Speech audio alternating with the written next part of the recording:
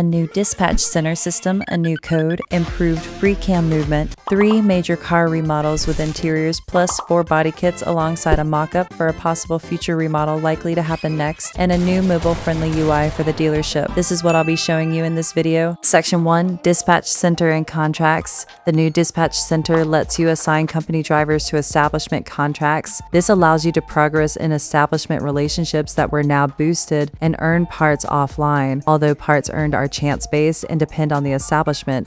You need to upgrade the dispatch center to level 4 to unlock contracts and can upgrade it up to level 30 to increase the max boost. With the 30 level upgrades combined now adjusted to cost under $75 million as of the time of writing the script. Contracts are now linked to establishment progression, meaning players with more establishments unlocked will receive better and more varied contracts. Contracts can range anywhere from a couple minutes to multiple hours. Different contracts can also have requirements for the company driver you will choose, including car horsepower, car seat count, car star rating.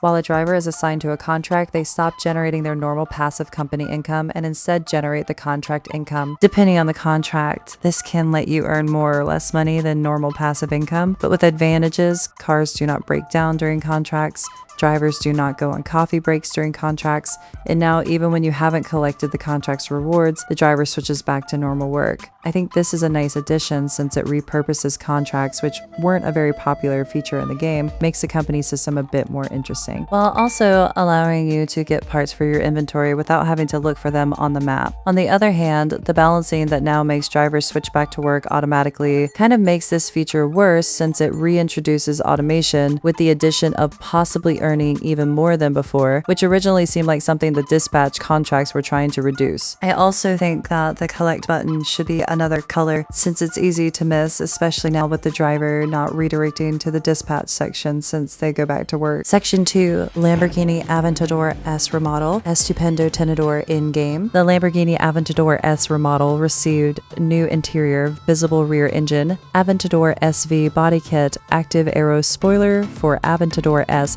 As expected for a Taxi Boss model, it still features little issues like a missing face on the back right of the car. That said, the SV body kit is undoubtedly one of the best Taxi Boss models ever, if not the best. The model also has some minor optimization improvements in certain areas, which is good since Taxi Boss is already very laggy. Go check out my previous video about that topic if interested. Despite the radio image being kind of funny with the no copyright sound video, it is lower effort than some other cars. I might have preferred a screenshot of the GPS since it would feel more appropriate to the universe of the game.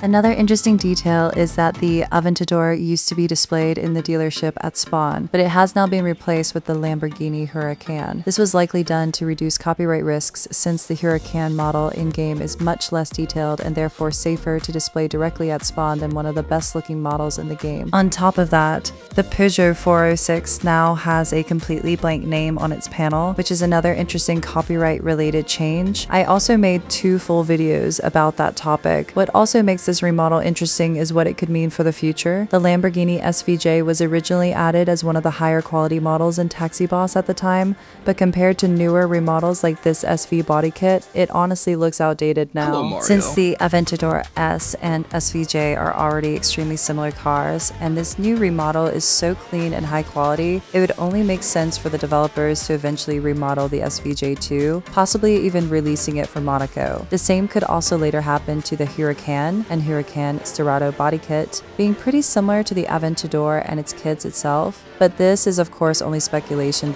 though interestingly, devs have been teasing something about Italy. On top of that, the SVJ itself strangely feels faster to drive after this update, although that might just be an impression on my side or possibly related to the wooden sign upgrade from the April Fool's update.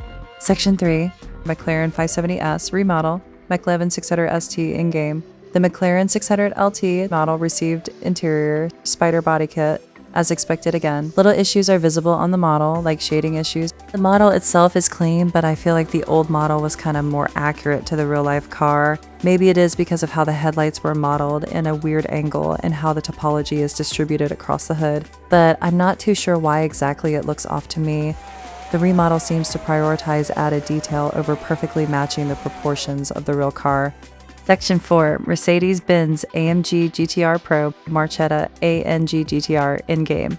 The Mercedes-Benz AMG GTR Pro remodel received interior AMG GT Black Series body kit, AMG T Black Series F1 safety car body kit with livery, spoiler for Black Series body kits, performance boost, including additional 346 horsepower based on the Rentec R3 performance package.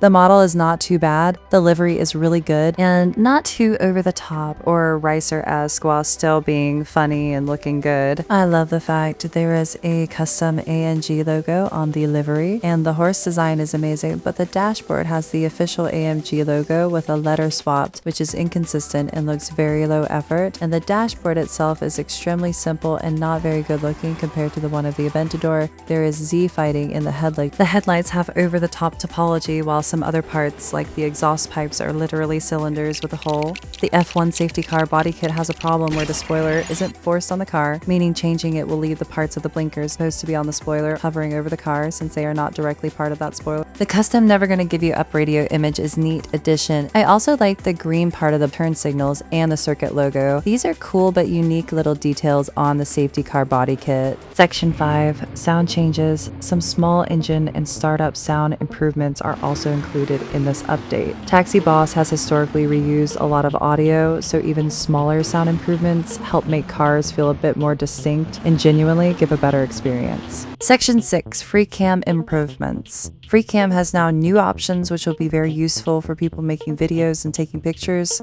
Tilting, the camera is now available, and there is a new depth of field background blur option that you can toggle on and off at any time in Freecam. Section 7, new code, THX600K.